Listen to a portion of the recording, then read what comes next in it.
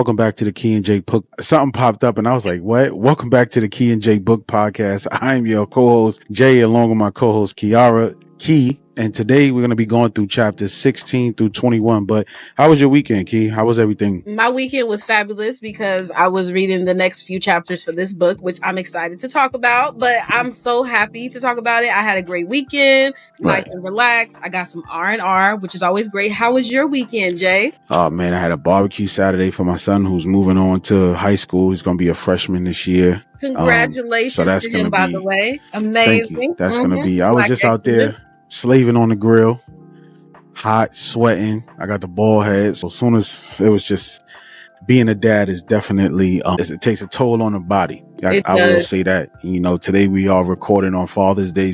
Happy Father's Day to everyone out there, to the dads who, you know, actually are in their child's life and, you know, providing, not just monetarily, but emotionally, psychologically, because, you know, being there is majority of the parenting, in my opinion, you know, teaching valuable and life lessons to our young black men out there, to our young black boys out there. So definitely shout out to everybody who, enjoyed their Father's Day. I enjoyed mine. The wife, she cooked a fantastic, I'm stuffed. Fantastic breakfast, went to church, came back home, cooked a fantastic dinner. I got the itis. I ain't even gonna lie to you. I was upstairs sleeping. I was befuddled. I had to hurry up and wake up. So happy Father's Day again to my co-host Jay. And Thank just to second what he said, happy Father's Day to all the men who actually stepped up and are men and our fathers in their kids' life. I know I have one of the best. So shout out to my daddy, Kevin. Kevin that's my main man. Like, he's the best dad ever. Always there for his kids, looking out for his kids. So again, happy Father's Day to all the amazing fathers out there on this wonderful, beautiful Sunday evening.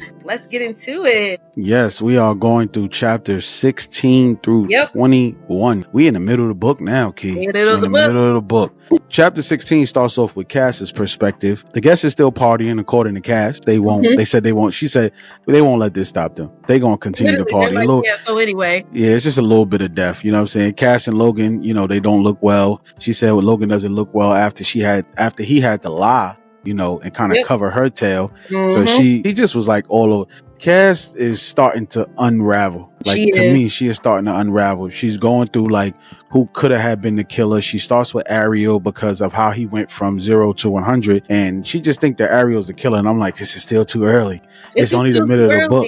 Somebody about to get dusted off. But go ahead, you can finish it up. Yeah. So, like he said, Cass in her chapter, she's scrambling at this point. She's trying to tie all these loose ends together, and she gets the brilliant, and I'm saying brilliant idea that Ariel, who is a character who hasn't been mentioned since the beginning of the book, may be a culprit in killing Lucy and killing Daniel. Now, to me, this didn't really make sense because I was just like, if Ariel did do it, what is the motive? Ariel, if you guys remember, is one of the guests who took Cass's scuba diving class. Now, he was in the class with Lucy. He was in the class with Daniel. He did confront Cass and said, it's not safe here. You're in danger here, basically. But he has no real connection to Lucy or Daniel other than the fact that they were in class together. Right. In this chapter, like you said, Cass is unraveling. She's just like, somebody did it. I have to figure out who it is because people are still leaving her notes. Okay. In this chapter, she gets another note left on her doorstep. And it's basically someone has a clipping of a news article. In this article, though, I found something interesting. This letter that was on Cass's doorstep is addressed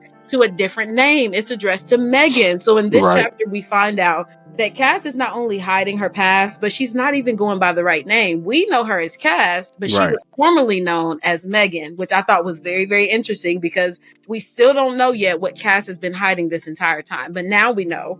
She ain't even using her right name. So I'm like, wow. Her mother apparently didn't name her Cass then, but she reiterates in the chapter about the loss of her sister and the loss of her father in a car accident. So then what happened in the hotel room? She let Logan believe it was a car accident because she just told him they died in an accident and he just assumed it was a car accident. And she ain't corrected him because we know something else happened with that incident, something that maybe he was involved in. But she also touches base on Logan's childhood and why he was in Thailand. And it turns out that he left after his brother killed himself, number one. And then number two, his parents owned a failing business. And if Logan would have stayed, he would have had to take over that business. So you can kind of get the pattern here. Everybody see all the Americans in the book, all the permanents in the book, they have some kind of story. They have a reason for why they fled to Thailand. And you can kind of see why all the permanents are getting nervous that everybody's starting to investigate these tourist deaths. Because if they lose the business at this resort, what are they going to do, Jay? Like this is all their life. They don't have anything back where they came from. They can't go back home. They can't go back. Go back home. The author, she's doing a really good job at setting up motive for every single character. And I love it because I'm still like, who did it? I don't know yet. I still don't know. Exactly. And then it triggers the end of the chapter. It triggers the memories because she said it's another newspaper article with something called the Hudson Massacre Killer. Exactly. And I'm like, who is the Hudson? What do we, another person? What has happened? It's in red ink. This is all your fault, Megan. And everybody will know the truth soon. Here we go. Another one of those drop the mic in chapters the way Sara O writes her books. And I'm like, yo, who the hell is Megan? Like you said, and Hudson Massacre Killer. What's happening right now? Exactly. Like, is Cass and Megan, are they the same person? And she's a massacre killer. So now we're getting more clues into what this big secret is that Cass is hiding before we go on to the next chapter, which is in Brooke's point of view. And I am befuddled. I'm confused. I love that word, befuddled. You're gonna hear me use it a lot because each chapter I'm just not realizing what's happening. I'm like, what's going on? You know what I'm saying? I'm trying to figure everything out, but I just can't figure it out. And can I just say something right here? Oh yeah, absolutely. Speak your mind. And I promise you, right? I do not call females out their name. Right? See, I don't even want to do it because if I say it, then people gonna be like, he just out here calling women out their names. I just have to say, Brooke is a bitch. I think so too. Brooke is a bitch. Like throughout this whole, like these last 4 chapters, piss me off. She a thief. She's a thief. She's a low key liar, and she a bitch. And that's probably going to be the intro before we start the music on. But I just had to say that, man, because she started to piss me off, man. In chapter 17, she talks about that final scene in Daniel's video as Doug is leading Lucy away from the dance floor at the party that night. And she also talks about how Neil lives with Doug. And this is the chapter where I felt like I came to the conclusion that she was the B word. Again, I don't use the B word. I promise you guys, I don't use the B word. I don't call nobody else the B word. They be talking about characters in the book who don't exist. Brooke is a bitch. I can say it because I'm a woman. Thank you. I feel better now. She's a bitch. She is. I feel better. I do. And Neil was kind of sick that from that night, and he was giving, he has more to hide. And I feel like Neil said it himself though. He tried to take his own. He's opening up now. Like this was the chapter where they both opened up to each other. And Neil is explaining his back life of, how he tried to take his own life with drugs, and he had to explain like leaving England and coming here and meeting the permanents, and how that was a good thing and that helped shape his life moving forward, because back home he just wanted to end it all, and coming here he found new meaning. He found a new way, a new reason to live. And another part of the reason why he wants to live is because he found Brooke. And that's giving him more passion. So I started to feel like he was opening up to her in this chapter. What do you think? I definitely feel like he was opening up. I think they both were opening up to each other. I feel like we could feel the romantic tension between them building in the chapters. Right. And I believe in the beginning of the story, Cass even indicates that she wanted Neil and Brooke to be together. Like they would be cute together. And as we see, like Jay said, he's opening up. He's telling her, I tried to kill myself. And because she feels so comfortable, and Brooke is usually a very private person, she starts opening up to Neil as well. And she tells him she also tried to kill herself. Something happened to her in college, which we know, that she left college early. But I'm thinking there was an incident. She left college early. There was because of an incident that happened that caused her to want to kill herself. I'm starting to put these pieces together. Okay. Yep.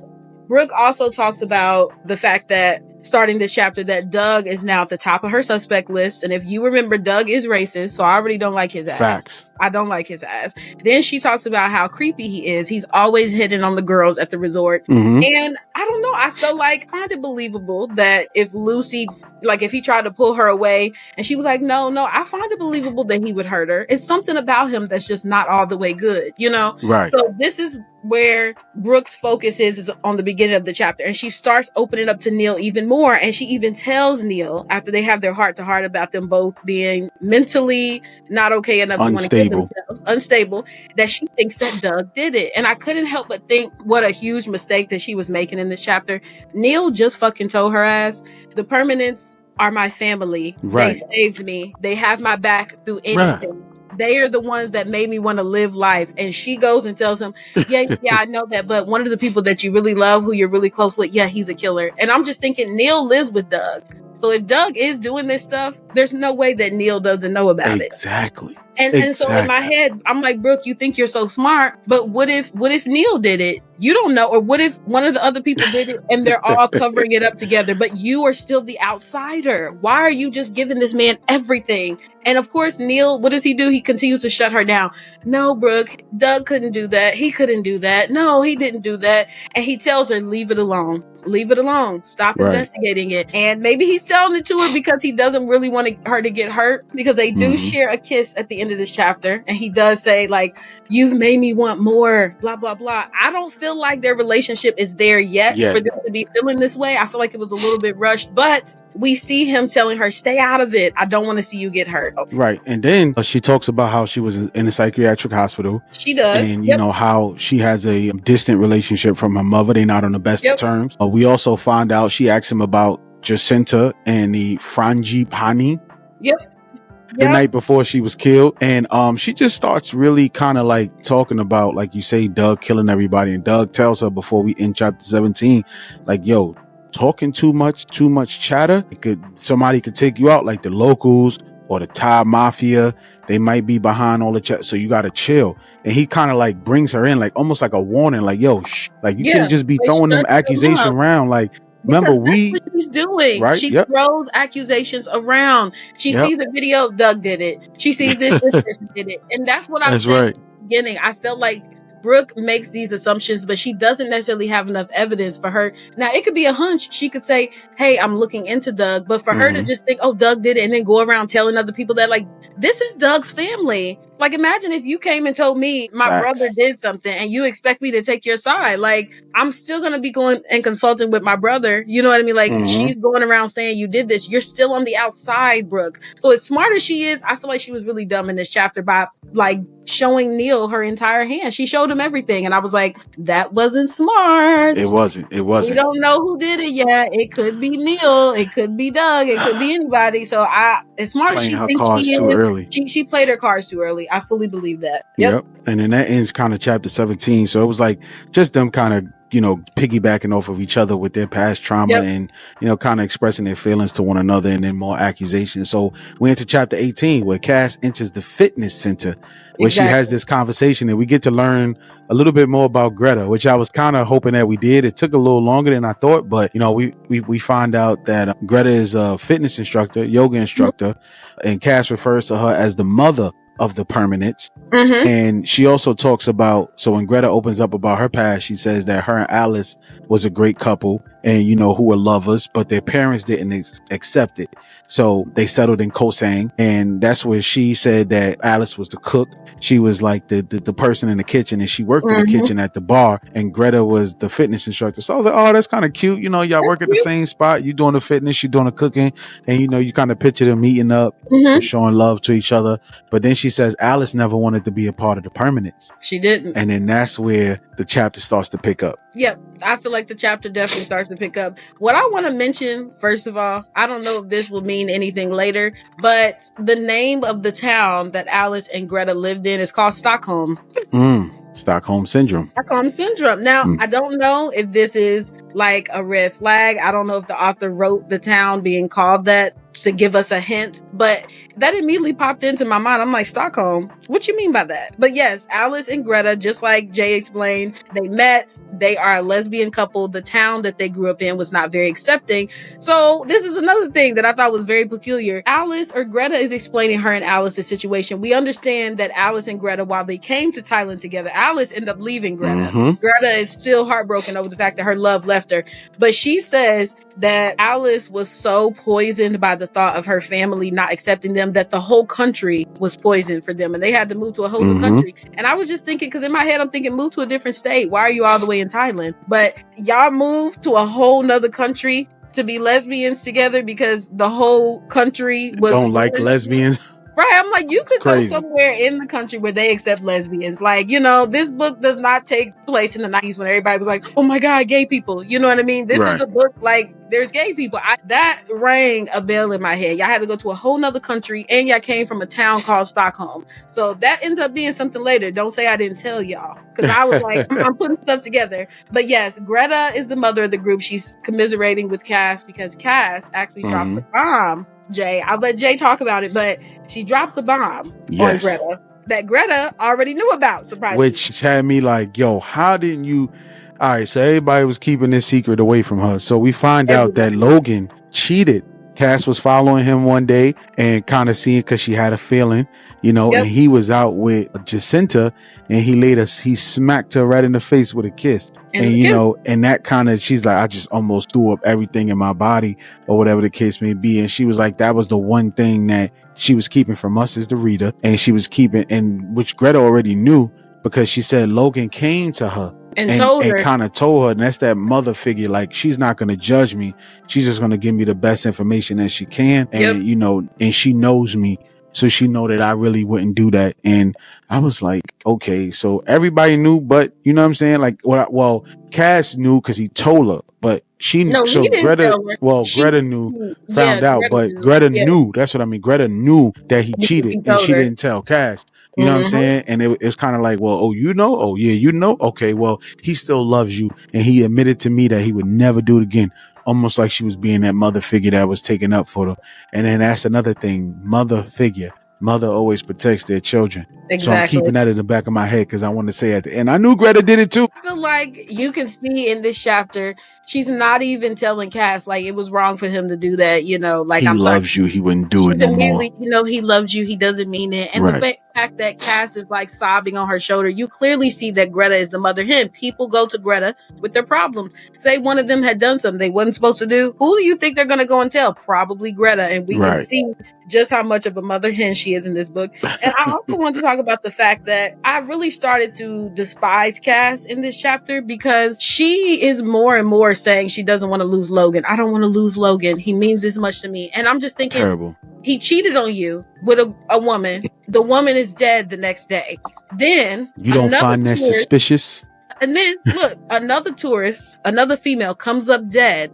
You find your husband's ring, his engagement ring that he bought for you guys. You find it next to her body. And you're still worried about, I don't want him to leave me though. Like, girl, your husband's probably a murderer. And it's like that didn't even pop into her head that the woman that you seen your man cheating on you with is dead the next day. And she claims, oh, I tried to talk to him about it and he just brushed it off. That's not a red flag in your head. Like, that's not a red flag. And I want to add, speaking on Brooke, Neil also acted like he had never, like when he's talking to Brooke, he's like, oh, I kind of know Jacinta, but he acted like he didn't really know her. In this point of view, when Cass is talking, she says the reason why she noticed her husband and Jacinta was because he could never keep his eyes off of her. Her husband, Logan, was following her around the room. And she asked, it wasn't only Logan following Jacinta around. It was also Neil. They were both looking at Jacinta when Neil just said, when he was talking to Brooke, that he don't really know her like that. So everybody's lying. Everybody has a reason to lie. Cass could have killed Jacinta out of jealousy. Yep. She could have killed Lucy out of jealousy. Maybe Logan was messing with her.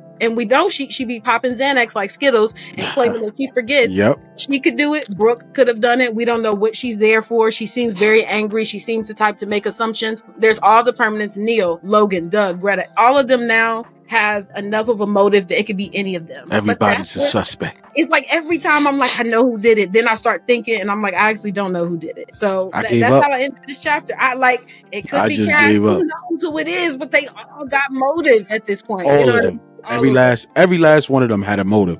And we go into chapter 19 with Brooke. She's out there checking a bunch of notifications on her IG restaurant, her IG notifications on her cell phone. And then Alice sends Brooke a notification saying it wasn't an accident. It wasn't an accident. Why is Alice sending Brooke a notification via social media? Why? Yep. I was like, I had to go back and listen to that because I was listening to the audio. I was like, what? Because I was on a grill yesterday, so I was like, I'm gonna listen to the audio book, and I'm just like, wait.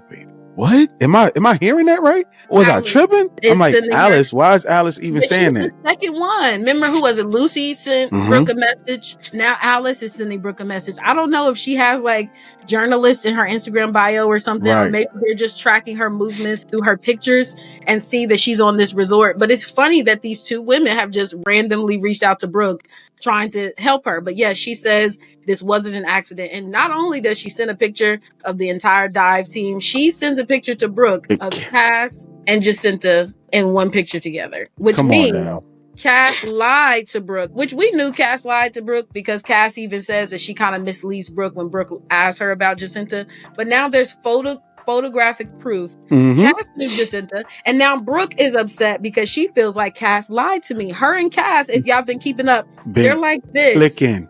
They've been locked in. Thought they could be in a low-key like relationship together because they're this close. And they've been working together thus far, breaking into Lucy's room, tracking down these clues. And Brooke finds out that Cass has lied to her. Over and over again. Over and over again. And she tried to send Alice a friend request. Well, she was trying to check her page, but her page was private. So she had to send a request to follow her. And then when she sent the text, asking her a follow-up question, Alice didn't respond. So I'm like, why is Allison not responding? Somebody either ran her off the island, I believe. I don't believe she just left, because if the way Greta say they was in love, why would you leave? Y'all got all the freedom over there to be who you are, right? Nobody's judging you, and you just gonna up and leave. This is somebody who you left. Come on. So that was something that I was like, we find out that Daniel got, I don't know why she did this. She said, Daniel got a Samsung and it don't fit my charger. I was like, don't throw Samsung under the bus like that. And don't throw my boy Daniel under the bus like that. Right. He was like, yeah, Samsung basically ain't shit. 2%. Literally. But, and his phone is about to die.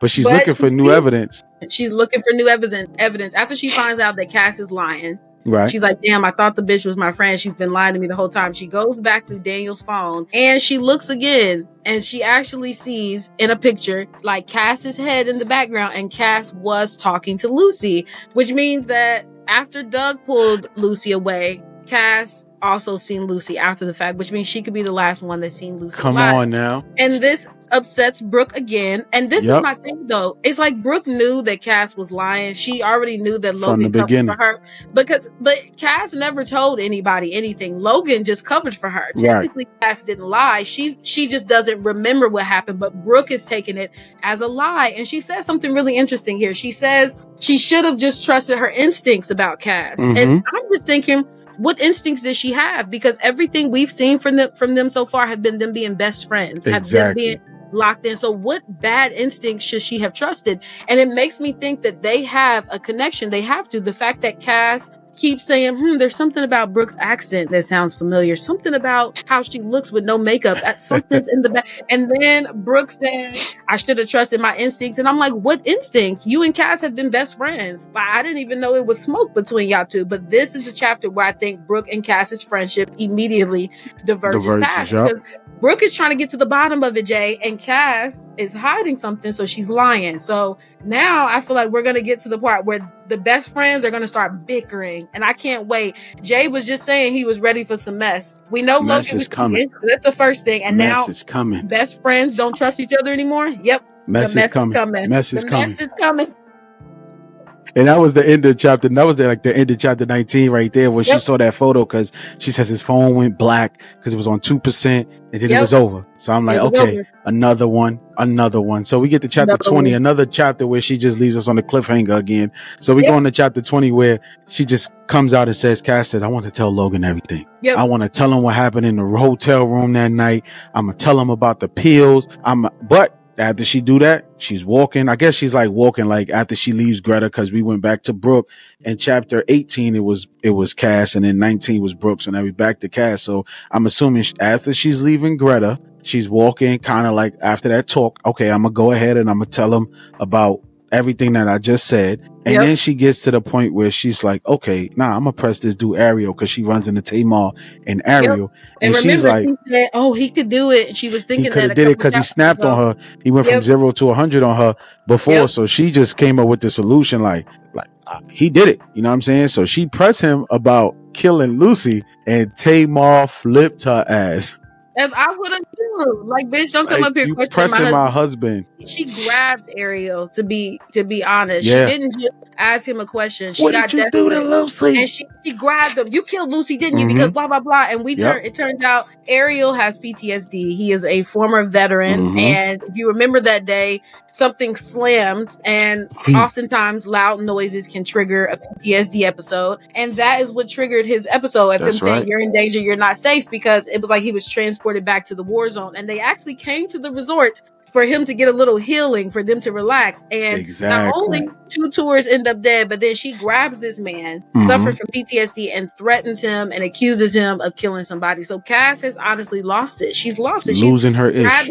She's grabbing guests and accusing them with no evidence of having killed people. But she's feeling upset about it. And what does she do? She's like, I gotta call my bestie Brooke. Because at this point, she doesn't know that Brooke knows everything she's lied about. Of course, Brooke doesn't answer, because Brooke's like, I don't trust this bitch. So you can already see their friendship breaking up, because when Cass calls Brooke, she would answer or send a text back something. They've been in constant communication. So Brooke doesn't answer. Cass goes home. She notices when she goes home that it looks like something's in the window. That was the first thing, right? She's like, feel like I've seen somebody in my window, but Cass is really stupid. We all know this, so she just ignores it, which I don't know why she should. Someone's leaving notes for you on your doorstep. You see what looks like a person in your house, and you're just like, oh, it could be nothing. And who is it? Who's in the house? Because that's what we going into chapter 21. So who's in the house? We ain't supposed to talk about it yet. Why not? We too far? That's the next chapter. Oh, well, I'm hyped. Now I'm hyped, because this is where everybody gonna realize that I feel like Brooke is a bitch. But go ahead, finish chapter 20 for me. So chapter 20, Cass is, of course, looking for she is again recounting Logan's history with Jacinta. She again talks about how he was, like I said, he was kind of obsessed with her. Him and Neil was following her all around. And I want to add, in her vision, she makes it very clear that it looks like Logan bends down and kisses Jacinta. So it wasn't like he was being attacked or like she kissed him and he jerked away. No, he had his hand on her lower back, leaned in, kissed her. So it was a very intimate moment. It was an intimate moment. She also talks about, she gives us a little bit more history into her father. I feel like we're coming close to figuring out what she did, because she keeps dropping more hints. It turns out, Jay, that Cass's father was actually abusive.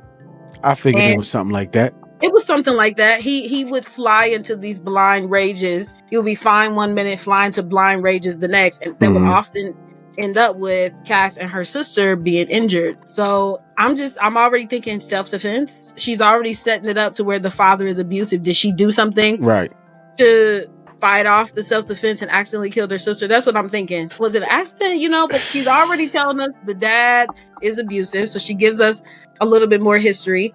And then she decides, Cass finally gets a little bit of a backbone at the end of this chapter. She's like, you know what? Thailand is my piece. I made this my piece. I'm going to find the person who terrorizes me, and I'm going to get them. I'm going to stop them. I'm like, finally, I've been waiting for this the whole fucking book, while everybody has been walking over your ass. We'll see if she's really like up to doing this. Cause she ain't about that life. Now she ain't about that life. Let's be honest. Cass is pussy. She pussy. 100%. We just 100%. Gotta call it. She got that tough girl talk, but she ain't nothing. That's why she likes Greta and she likes hanging out with Brooke. Those are both. They'll protect me. They're protective. They're motherly. They take her in. She's not strong enough to stand on her own. So she's saying all this. I'm standing up for myself. I'm like, I hope you do. I hope you are. Because you ain't been this whole book, and the fact that she is still like, oh, I just really don't want to lose Logan. I don't want to lose him. Bitch. I love him. Like, that's my man. I'm gonna stick beside him. He's probably a murderer. Probably. You know he's a cheater. Like, what is worth holding on to? But I guess if you really just don't have anything, if she feels like he's my saving grace, he's the only one I have, then she's gonna hold on to it. But I'm like, I feel like she's not even holding him accountable. Like, he cheated. You're not going to confront him about that before you tell him about whatever it is you have to tell him. Now, we will do a little spoiler since Jay is itching to talk about it. Someone was in Cass's house when she goes home and she sees somebody in the window. Now, she doesn't confront it. Of course, she walks away because that's Cass. But who's in the house, Jay? Brooke. Who's in the house? Brooke went over there. Oh, I'm going to go over there and see what's up. But she seen that the door was a little mid-open. And I'm like, what? Like, what you mean the door was like a little mid-open? Stop it, fam. You broke into the house, so now you a burglar. Brooke the burglar, because she wound up taking something. You know what I'm saying? She wound up stealing something. So she broke into the crib. She's snooping around, looking around, checking under the bed.